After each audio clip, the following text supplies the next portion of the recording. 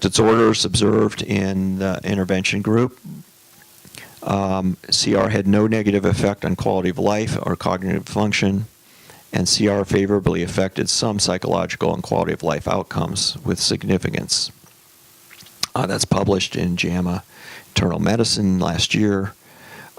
We found improvements in general health perception, perception of general health condition, improvements in mood, reduced tension, improved sleep duration, and what always draws people to Corby's talks is the improved sexual drive and relationship. And this is a summation of some of the curves that are from those publications. By the way, we're going to make these slides available on the website so you can download them and muse over them at your leisure. You can't see this slide, but this is the growth hormones and cytokines. We did see significant improvement in TNF-alpha among some others, but again, you can muse on these online, but you can see what's already been assessed and what's available for you for analysis. Inflammatory, Samin Medani published a manuscript last year in Aging on the inflammatory responses. There are drops, interestingly, in in white cell count and in lymphocyte count. There are data on immunization responses. I think it was hepatitis B, if I remember. Yes.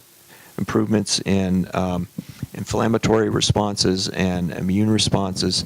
And these are, again, a summation of the inflammatory cytokines, where we have ICAM1 on the lower left, CRP on the upper right, TNF-alpha on the upper right, and leptin on the lower right. I'm just trying to give you a feel for what the data look like and what's available for you to analyze. And this is a publication in Press by a colleague on the urinary isoprostanes, and we saw improvement in the type 6 isoprostanes, urinary isoprostanes, indicating that there was an improvement in oxidative stress in the intervention group. Important mechanistic finding. So in summary,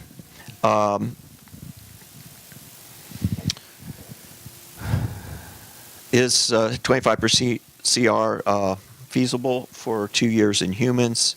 The conclusion would be maybe, but only about 15% or 400 kilocalorie reduction in energy intake. There was a lot of intervention time spent in this study. Evidence for cardiac CR to induce a metabolic adaptation, we would say that the change was modest but not significant. Thyroid function, independent of potential thyroid function, independent of the central nervous system activity. Leptin was an intriguing observation, probably deserves more attention. And there were evidence for behavioral adaptations that were important. So again, this is the group that really made this all happen, so we can give thanks to them. So let me stop and see if there are any questions at this point. Yeah. Yeah, we can pass a microphone down, I think. It's coming. Thank you for using the microphone, by the way. Yeah. A bunch of questions. I think there's more to ask. Just for the understanding, my understanding is that energy intake was assessed primarily by PLW and changes in body composition. Changes in energy intake and the calculation. Was it calculated using doubly labeled water and changes in body comp, or is there dietary information? At what resolution is there dietary information? There's both. Yes, the gold standard for energy intake was to use the equation where energy intake was related to change in body composition by DEXA, right, and doubly labeled water for energy expenditure. Now I'm going to let Sai address the dietary issues. So what kind of dietary data do we have? We have 7-day food record data, and the resolution is pretty good. Of course, it's self-reported data, and so, they're all published and available online as well. But in terms of being able to adjust for plausibility, you have the W-labeled water, gold standard for caloric intake, and then you have the nutrient data for macronutrients and all of the micronutrients that are produced by the NDSR, the nutrient database. So, yeah. So we have food records and resolution at that level for macro and micronutrients, and then we have the W-labeled water to calibrate for % energy intake. Would there be any chance to get at the actual food records? Yes. The individual, like food items, for example, if we wanted to, in a small subset?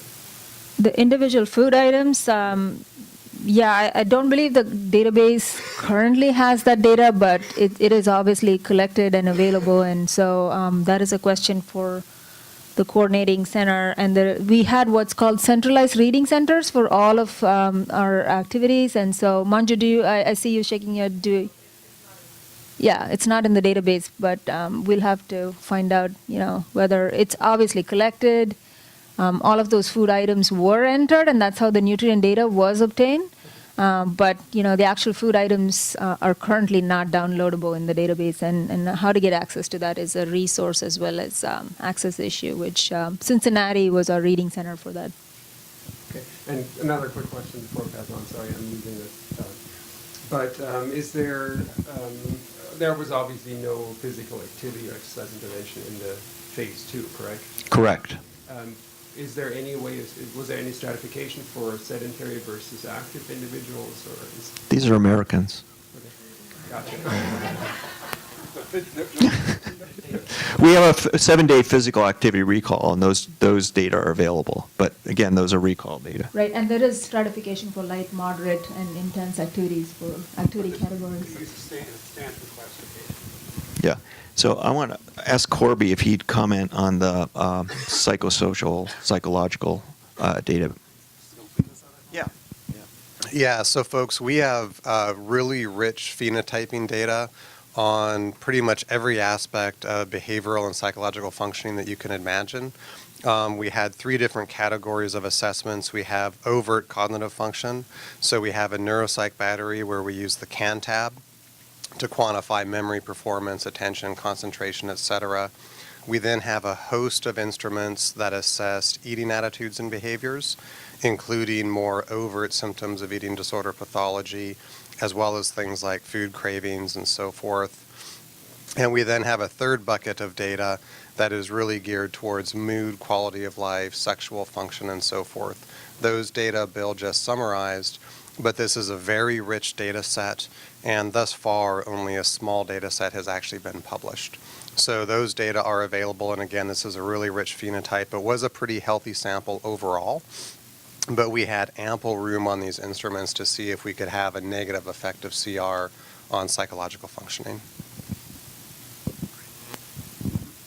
Yeah, Jim. Going back to the dietary recall, were they calorie counting? Like, did they know their goals for the day? Did they have a set of food? Did they have? Oh, good. So no, they didn't calorie count purposely. So we calorie counted kind of through the back door, so to speak.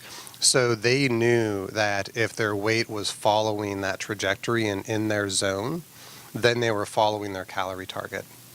And if they were above the zone, they had to eat less. So, calorie counting can kind of make us go down the rabbit hole, so to speak, with our patients.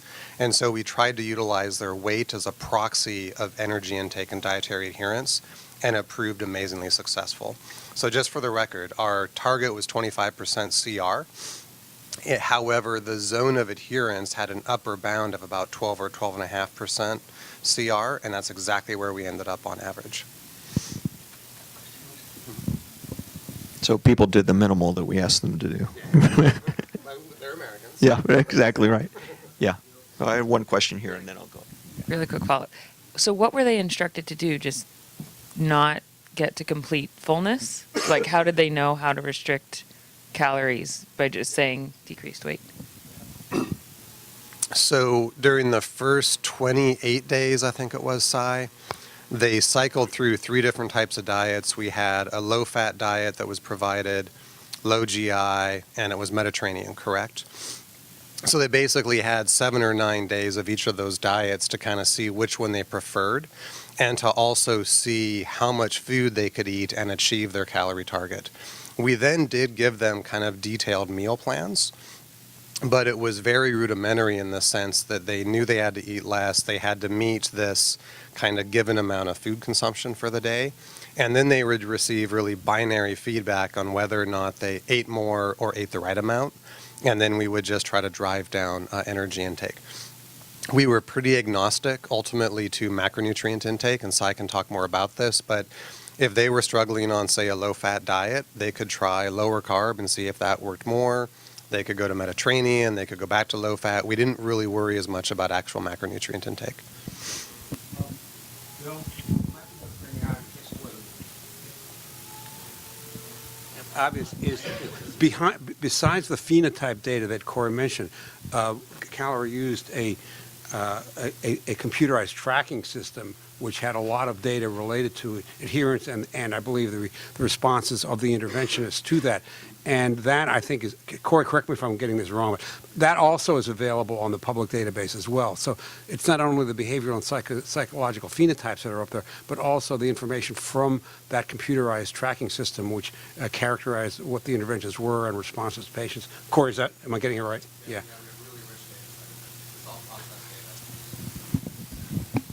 Did you want to say something? I just wanted to add, they did not calorie